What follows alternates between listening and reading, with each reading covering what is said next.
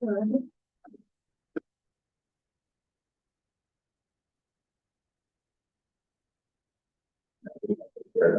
or just select the screen.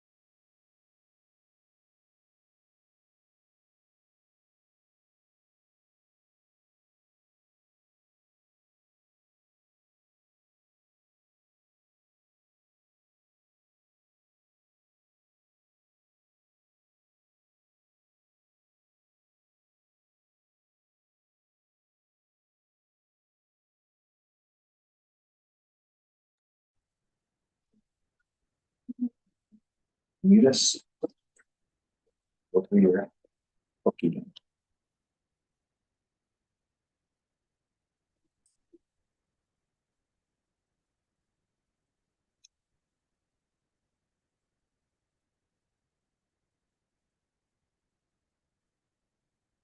Good evening, everyone, and welcome to the virtual public information meeting for the state project number 0309 0304 0029 Naugatuck Railroad Station.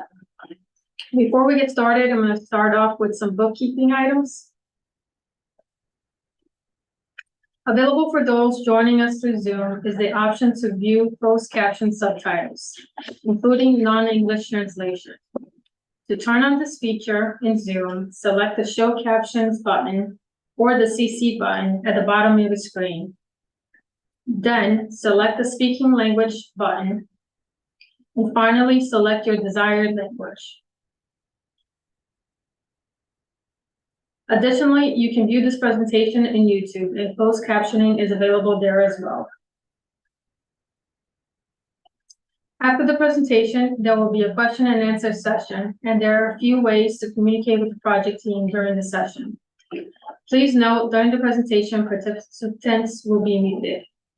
You may email your questions to dotproject0304-0029@ct.gov.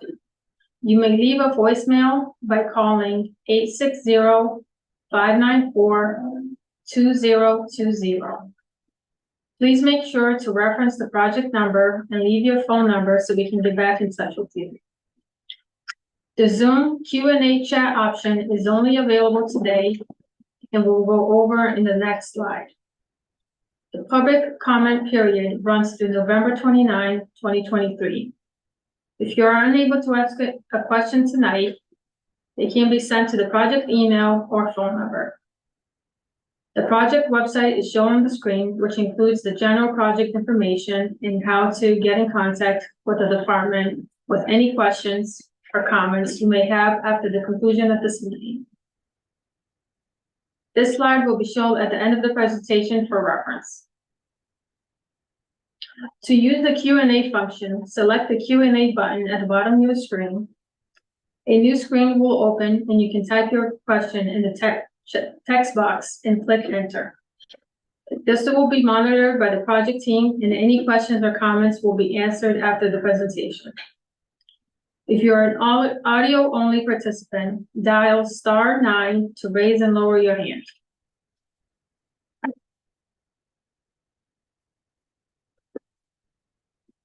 Title VI, Know Your Rights. Your civil rights under Title VI states, no person shall, on the basis of race, color, or nation of origin, be excluded from participation or subject to discrimination in development of this project. The department has established a voluntary post-meeting survey to solicit feedback on today's meetings. It is optional, but we do request you to fill it out, and you can access it with the QR code on the screen. A link to both the survey and civil rights with all other links today will be added to the chat box. A recording of this presentation will be posted to the website and on YouTube within a few days following today's meetings. This is Title VI Notice to the Public, which states that the Connecticut Department of Transportation operates its program and services without regards to race, color, or nation of origin, according to Title VI of Civil Rights Acts. I'm going to pause for a minute and you may read the information.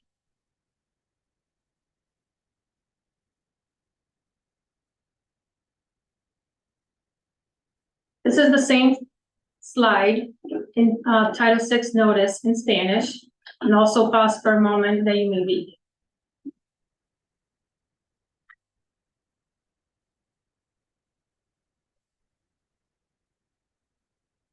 Finally, I'll pass this presentation back to Richard, and we'll begin the presentation.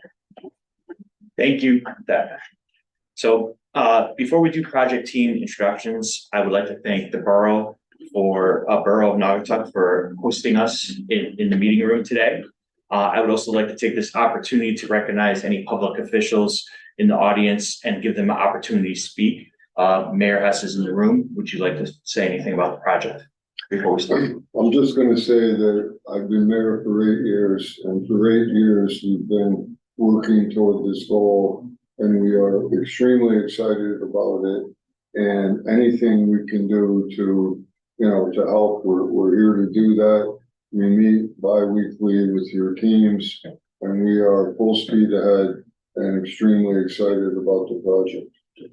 Thank you, Mayor. Seth, Bronco is also on the call. If you would like to speak, just raise your hand and we can unmute you.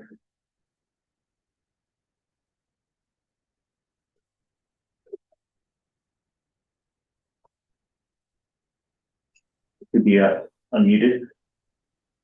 Can you hear me? We can. Yeah, I'd just like to say thank you so much for coming in to provide this presentation. I think it's going to be valuable information for everyone. So I appreciate you hosting this meeting, and I'm looking forward to what you have to say. Thank you. All right. Is there any other public officials who would like to speak? I'll wait for a minute for a hand raise. Okay. So representing the department is myself, Richard Bertoli, and I'm the principal engineer of the transit design unit, as well as the project manager for this project. Also here with me is Deborah Silva, the project engineer, our right-of-way agent, Zachary Perino. From our consultant who is designing the station, we have Mark Winstead and Alton Hodge.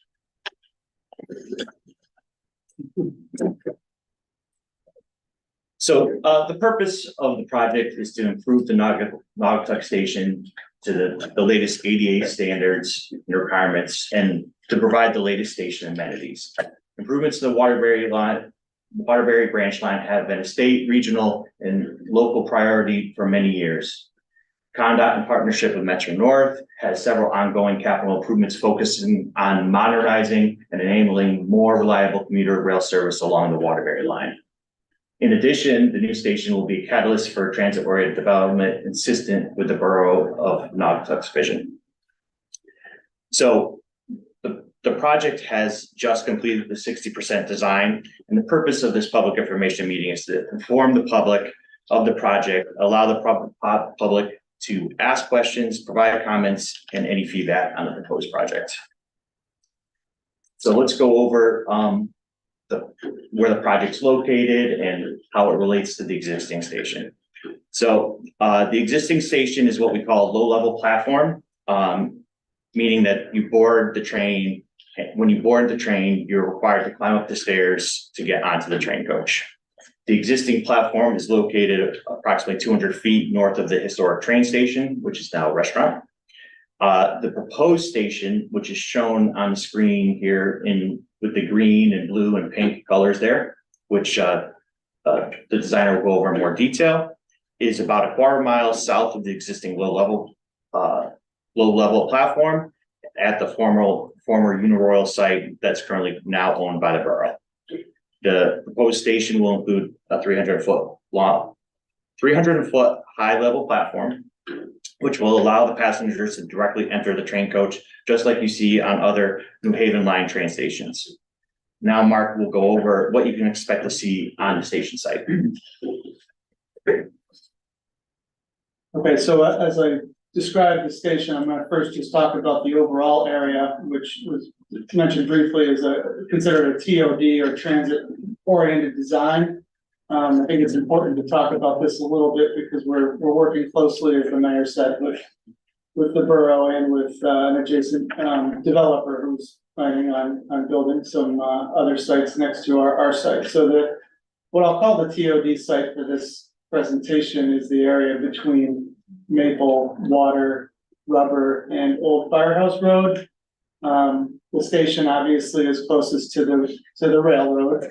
But then the developer will have a two-phase development with the upper right corner where you can see a building that would be their phase one, and then there'd be a phase two to the south of that that divide in the streets. So we're trying to do our best, as the mayor said, we meet bi-weekly and we work with the different design teams, and we want to be part of the look and feel of this, and we're trying to incorporate several of the streetscape aspects that the borough is doing into our site, so this all is one cohesive feel and one big project, even though it's several projects by different groups. So I'll talk about the station a little bit now, in the parking area, and then my colleague Alton will dig into the architecture and platform a little more. So in blue there, you can see kind of the larger blue box is the pedestrian building with elevators.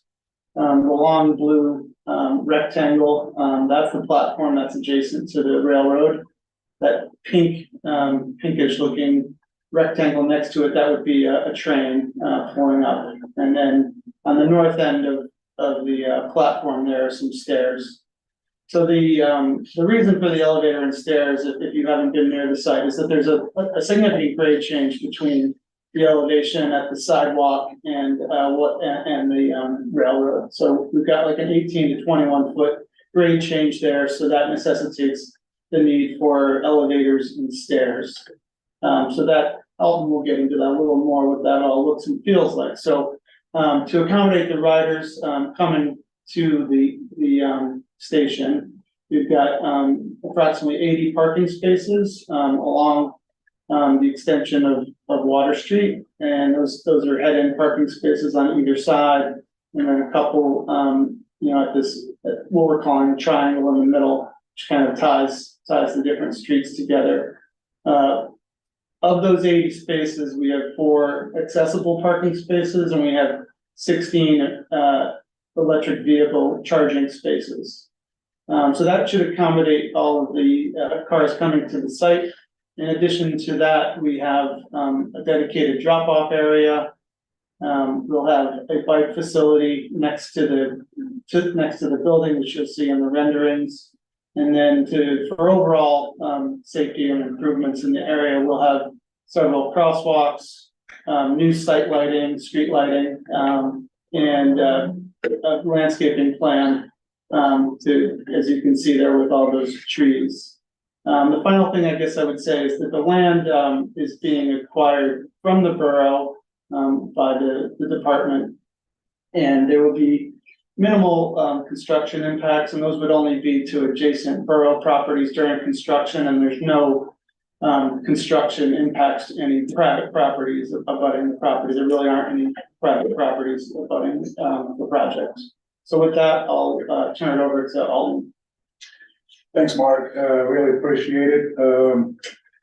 Very happy to be back. I remember a couple of years ago we had a presentation to the town with 15%. I think started that we did. The location of the station hasn't changed much, but the architecture has changed a little bit for the better, I would say. So in the beginning, I'd like to kind of simplify the station. We pretty much have 2 towers at each end of the platform, 2 vertical circulation at each end of the platform, connecting the horizontal piece, which is a platform. Just like Mark mentioned, he's elevated at about 20 feet or so above the sidewalk level. The platform is part of the railway system elements and doesn't give us a lot of opportunities in terms of the creativity and in terms of providing a local architecture into the context of what we're building. And with that being said, the station building, the tower, which is in forefront here, is the opportunity that we have to connect the context, the downtown, the architectural language, as well as the TOD, which is being built, proposed, and built across the street with the station.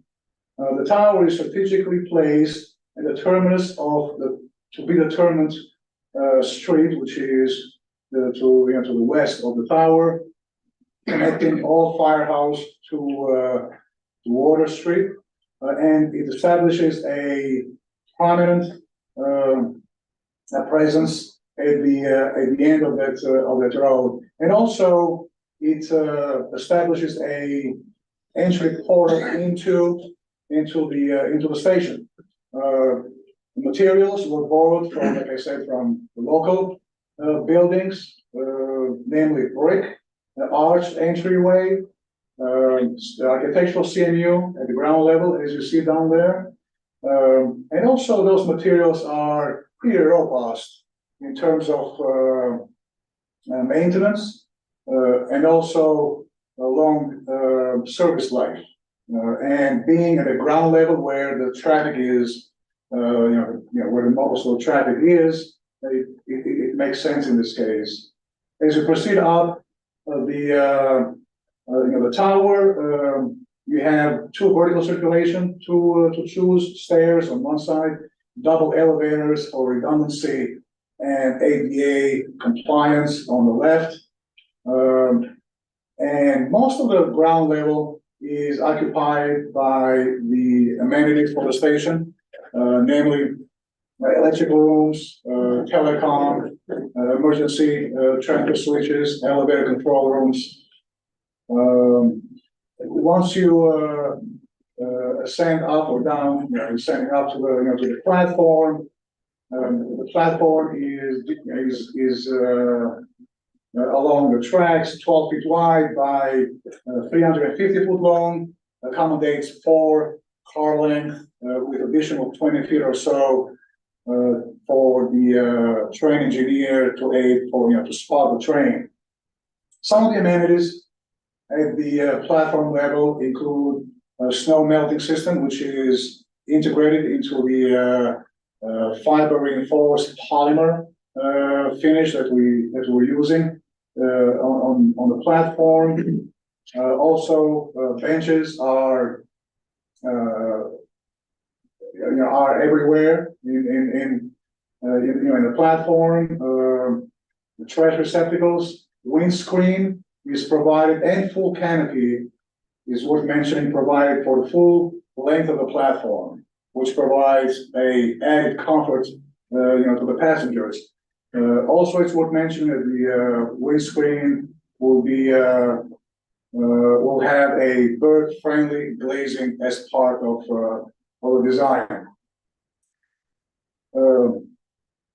Here is a view of the platform with the windscreen at the rear. In terms of the aesthetics, this is part of the light system architecture, which features most of the stations along the branch, the Waterbury branch, and it features mostly a steel, glass, fiberglass type of finish, which is pretty utilitarian for this type of station. Some of the active security features throughout the stations are CCTV cameras, are spread around the platform, towers, and two-way communications at 8 of refuge. Next to each of the stair, also emergency blue phones are also at each end of the platform. PA systems, as well as lighting is more than adequate. 20-foot candles plus for the platform, 50 plus for the tower. This is a section that pretty much kind of identifies most of the structural and architectural elements of the station, starting from the piers at the end next to the into the ground, going up at the platform level, which is held by the 2 main girders going parallel to the tracks. Also the canopy, it's about 10 to 12 feet above the platform, pretty adequate in terms of the height. Standing seam roof above, and also the north stair depicted here, which also has a snow melt system as well as a canopy over it. I think these are the highlights of the station. With that, I'll pass it to Zach for the next slides. This time. Thank you, Alton. Yep. My name is Zachary Garino. I'm a project coordinator with the department's Division of Rights of Way. Our office is responsible for acquiring the property rights needed for transportation projects. As mentioned in the presentation, this project will require the acquisition of property rights, mostly from the borough. I'd like to give a brief overview of our acquisition process. I'd like to mention that the specific impacts are still being finalized and they may change as the design progresses, and that any required property rights will be acquired in accordance with Connecticut General Statutes, sections 13A 73 and 13B 36, as well as the Uniform Act. The right-of-way process begins once the design has progressed to a development milestone and all the impacts have been determined. At this point, each affected property owner will receive a formal letter of intent to acquire from our office, along with a property map which depicts the exact property rights to be acquired. And on the screen here is an example of a property map that an owner would receive. The bold and darkened areas are new proposed improvements. The lighter areas are the existing conditions. Next, our office will determine the fair market value of the property rights that were depicted on that property map, which will be used to establish an offer of just compensation. That offer will be sent out to the property owner in writing, and a right-of-way agent will be available to meet with the property owner, explain the project, go over the specific impacts to their property, and explain how the state arrived at its offer. Property owner will be given a reasonable amount of time, typically 30 days, to consider the state's offer and enter into negotiations. When an agreement is reached, the department will prepare all the necessary paperwork to record the deed and property map on the town land records. However, if agreement cannot be reached, in order to keep on schedule, the department may acquire the necessary property rights through its power of eminent domain. In that event, the state files a notice of condemnation in the Superior Court, along with a monetary deposit in the amount of the state's offer. The owner would have 6 months from that date to file an appeal if they felt that the state's offer was inadequate. Whether or not the owner chooses to appeal, the money deposited in the court is available to be withdrawn by the owner. It's important to note that the state only acquires property rights that are needed for the project. If there are any questions regarding the right-of-way acquisition process, I can answer them after the presentation. With that, I'll hand it over to Rich. Thank you. Thank you, Zach. As mentioned, we are here tonight for the public information, but we are also going to cover some of the SEPA scoping items that are currently under posting. So what does that mean exactly? What is SEPA and what is meant by the term scoping?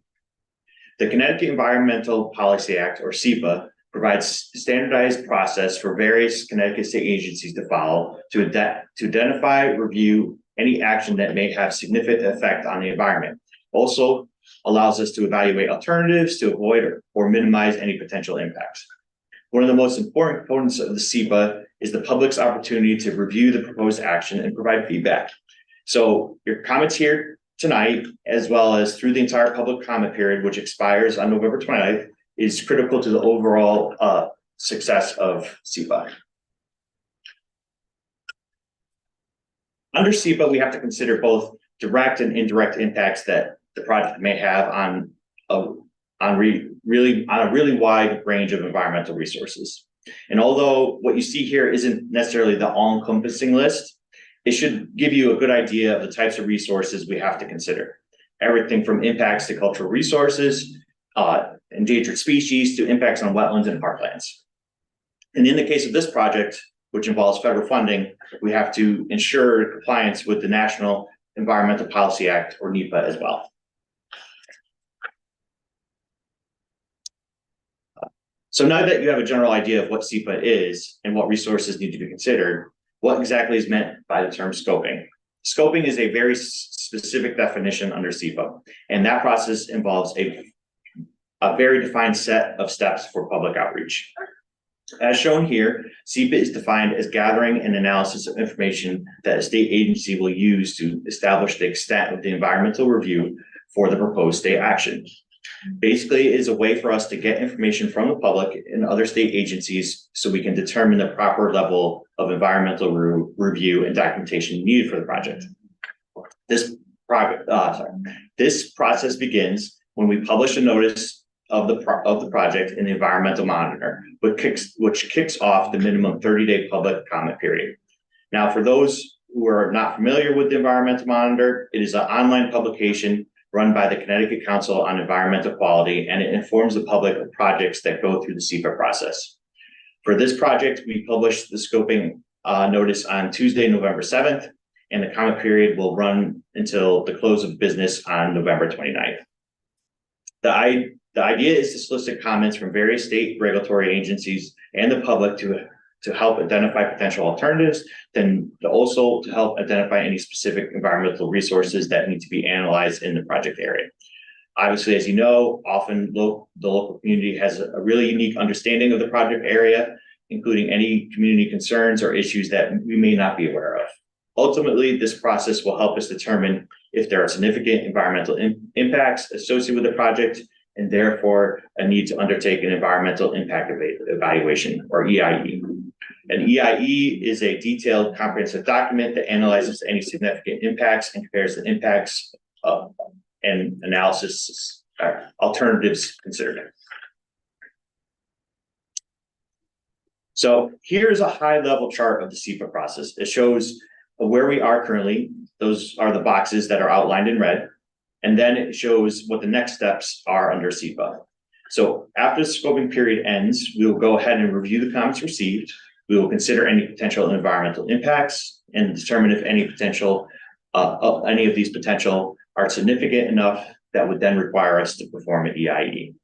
Once the determination is made, the determination itself and the justification behind it will be published in the environmental monitor, along with a synopsis of the comments received, our responses. This is the way that we will inform the public that we have either concluded the SEPA process or we will be doing further analysis in the form of an EIE due to the presence of significant impacts. So with that, that completes our SEPA slides. So just give a little bit of where we are with the project before we get into the Q&A. So we're looking at completing design in June of 2024 with a contractor award in February of 2025 and construction start in the spring of 25. We're approximately estimating about a 2-year construction duration. So we would be looking to be completing the project in 2027. The estimated project cost is $26 million, and this project is funded both by Federal Transit Administration, FTA, at 80% and 20% by state funds. And with that, we're going to show the question slide again, and we will be taking questions. So if you could please enter into the chat and we can answer your questions.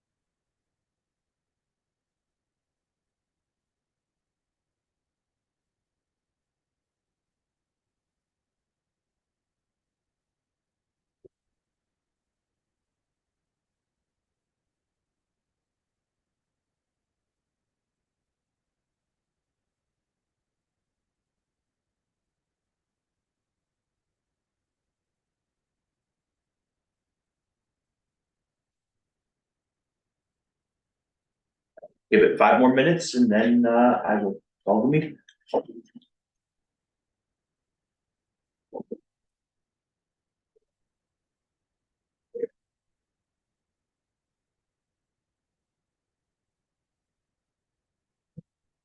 If we have one question, is there any consideration for local bus service and train station for passenger drop-off?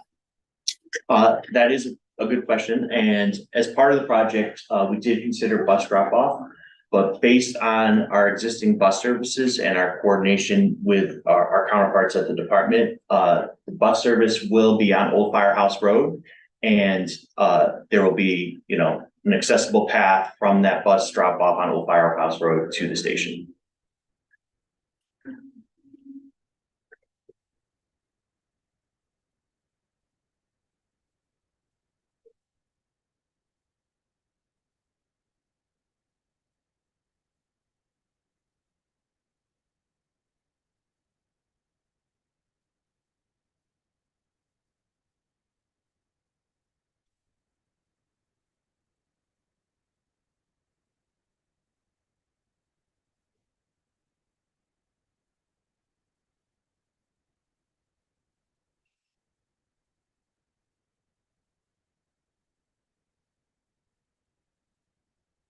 You have another question, is the cutouts on the firehouse road approved?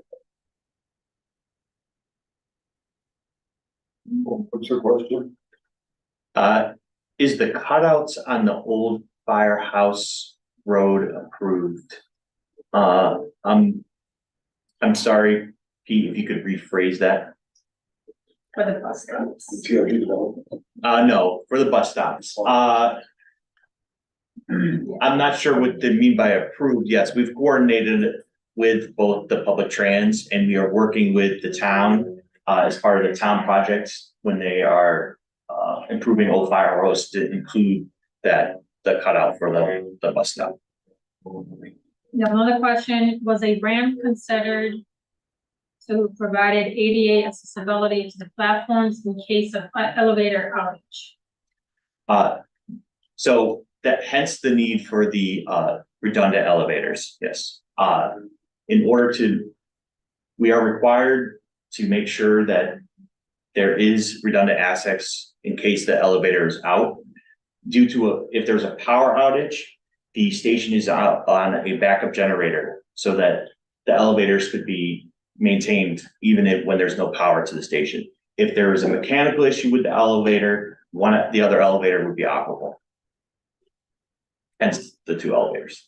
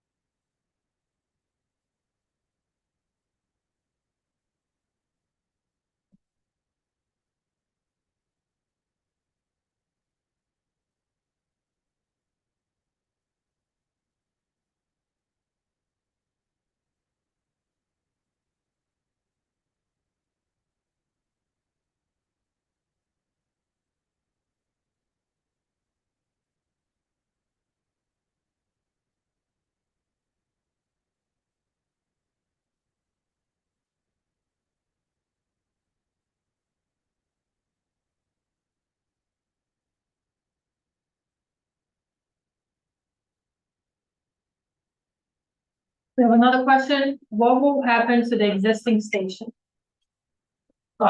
So the existing station, the restaurant itself will remain unchanged as it is, but the concrete and low-level platform will be removed after the new station is constructed and put into service and trains are stopping at the new station.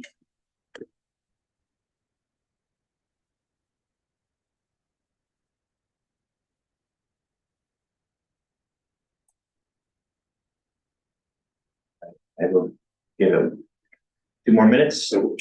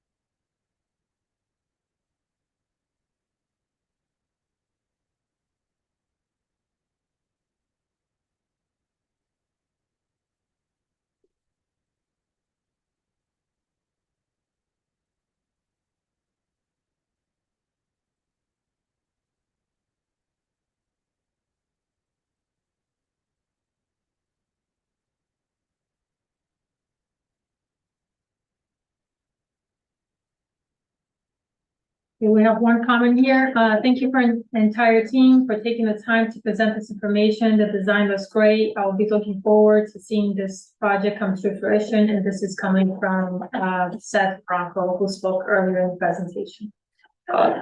Thank you. I think that is a good way to end the session. So I want to thank everyone online who joined us today to allow us to present. I want to thank the borough for hosting us in your meeting room, and everyone have a good night. Thank you. Thank you. Right.